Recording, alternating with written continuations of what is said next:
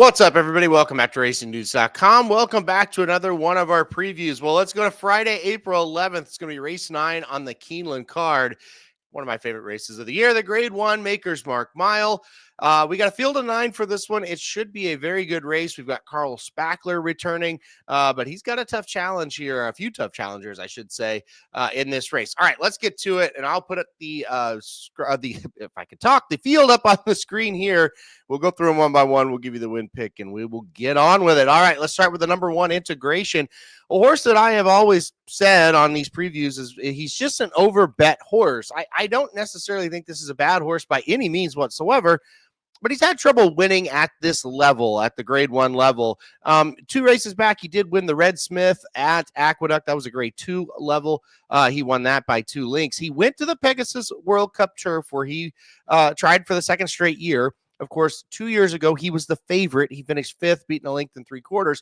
This time around, he was 7-2. He made a great run, but he still got beat a neck. He took the lead at one point and just kind of lost that Spirit of St. Louis, was able to run him down. So I think he's coming into this season, past the Pegasus, maybe in a little bit better form. He's developing, he's kind of progressing as we go.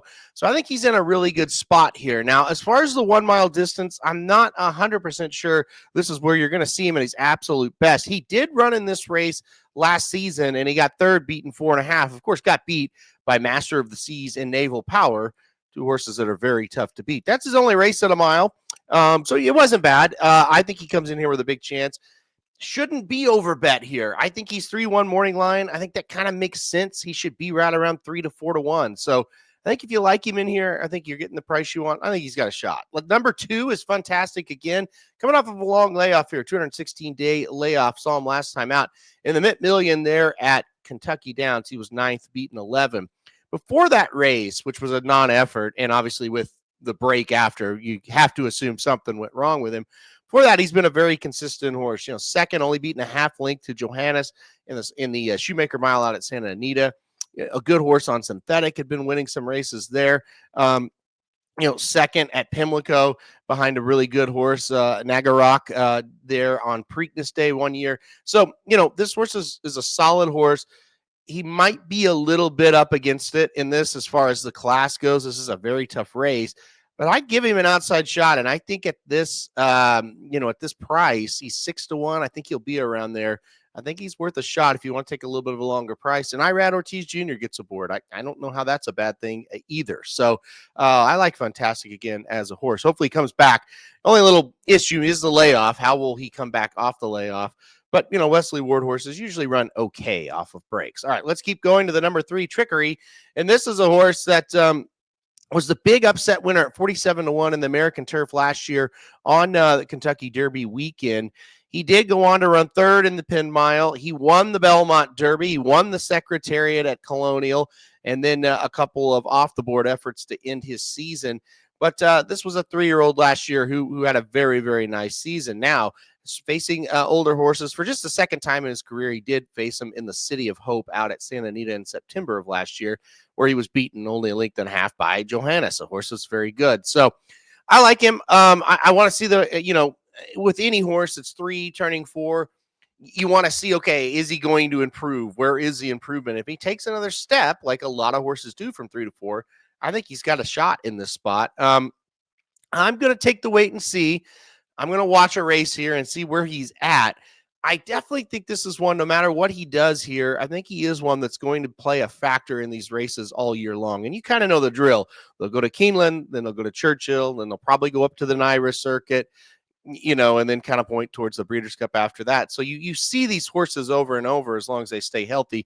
Keep an eye on him. I'm not playing him today, but keep an eye on him for the future. The number 4 is Grand Aspen. Just seems to be a little bit outclassed in this spot. 2 races recently at Santa Anita where he was off the board against Allowance Company. Last time out, ran okay. Got 4th, beaten 3/4 of a length in an allowance going 1 mile, but just kind of outclassed to me in this spot. I think they could find an easier, better spot for this one, no doubt about it. The number 5 is Santorini, and this is a horse that has been running on synthetic at Turfway Park and doing okay. He won 1 out of 3 there at the Turfway Park meet. Before that, he had been on the turf some here and there, never really been up against this company consistently. He's tried it a time or two. Just looks to be a little outclassed again.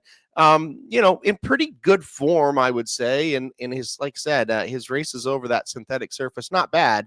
Just don't think he can compete with this group. Another one, if it was an allowance race, I would feel better about it, but I'm not sure about a grade 1 race after what we've seen from him lately. All right, number 6, Carl Spackler. Of course, a horse you've got to take very serious in this race. He is the 9-5 favorite, and he deserves to be. Last season was a tremendous year for him. He rattled off 3 straight victories in the Kelso, the 4-star Dave, and right here at Keeneland in the Coolmore Turf Mile in October. So this, for the version of this race in the October meet there at Keeneland. Went off as a 3-1. I think it was the second choice that day in the Breeders' Cup Mile, and it was disappointing. Got 6 beaten 2 3/4, and got beat by a horse more than looks that he had defeated, a couple times. So kind of shake your head like, man, more than looks wins that race and ran fantastic that day at the Breeders' Cup. But like Carl had beaten that horse a few times. So anyway, I think he comes in with a big shot here. You never really worry about layoffs when it's Chad Brown. He usually fires huge off of a layoff. In the last year, off similar layoffs of 160 days here, Timeform has the ranges off of layoffs of 120 through 200 days. Chad Brown, 28% with those horses and 67% on the board. So don't really worry about the layoff. Think he'll be ready to go. I think all signs point for another big year for this horse. I thought the progression from 3 to 4 was fantastic. I think if he shows up and runs the race he ran at Keeneland back in October, this race is absolutely over. But we'll see. We'll see if he is able to do it. A little bit of a tough challenge, no question about it. But I've always liked the number 6 Carl Spackler quite a bit. Number 7, Silent Heart. I like this horse as well, but I'm not sure I like him in a grade 1 event. Pretty good horse. 2 races back, won an allowance at the 1 mile distance at Gulfstream. Last time out was in the Canadian at Gulfstream. Got 3rd, beating a neck. Pretty good race, going a mile and 16th there. So similar. Got beat by Fort Washington and Major Dude, 2 very nice horses. So I think this is one, again, if you want a little bit of a price, if you're price hunting, this 8-1 makes a lot of sense. I kind of view the 2 and the 7 kind of in the same light. They make a lot of sense to me. I think they're going to show up, and I think they're going to have a shot to, if not win, hit the board. So like this horse's resume, like that Saez is back aboard once again for the 3rd straight time. So Silent Heart, nice horse. I don't view him like Carl Spackler, but pretty nice horse, no doubt about it. All right, number 8, Northern Invaders. We keep going here, 2 to go. Northern Invader, last time out off of a long layoff, ran 2nd, beating 3/4 of a length in the Tampa Bay, right there, of course, at Tampa Bay Downs. Some of the earlier races last year from this horse: 3rd to Carl Spackler in the Kelso, 4th, beaten by Ottoman Fleet in the Arlington. Really, really good resume. Never really shows up and runs a poor race. When you kind of look down the past performances, 5th in the Secretariat way back in this horse's 4th start. Past that, you just don't see a lot of bad performances from this one. Cherie DeVoe, a trainer obviously we love here at Racing Dudes, and as bettors, you should probably love her too. She does a very good job. I couldn't get there, not at this 4-1 price. But I do think this is a horse that's going to show up this year in races like this, probably get better and better throughout the year coming off that layoff. So we'll see what happens. I'm not on the 8 today, but I do respect Cherie DeVoe, and I do respect Northern Invader, and think that there's races down the road that I'll probably play him. And then finally, the number 9 is Seminole Chief, and Seminole Chief coming off of 2 straight victories, an allowance at Gulfstream Park, and then a stakes race at Gulfstream Park last time out. Won by 3/4 of a length. Very good race in that one. Coming back quick here. That was on Florida Derby Day where Seminole Chief was able to get the job done. And now he comes back here. That was March 29th.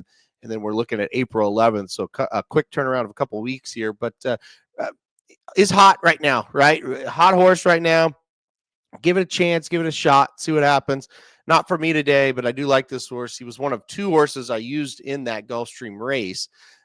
That unfortunately got that pick form 5 got knocked out because Sovereignty did not win. So, but anyway, Seminole Chief ran well that day.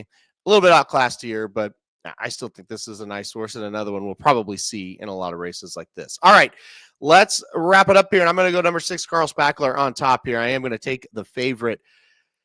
I've loved this horse ever since his debut, where he got second, beaten ahead by Far Bridge, came back and won by 8.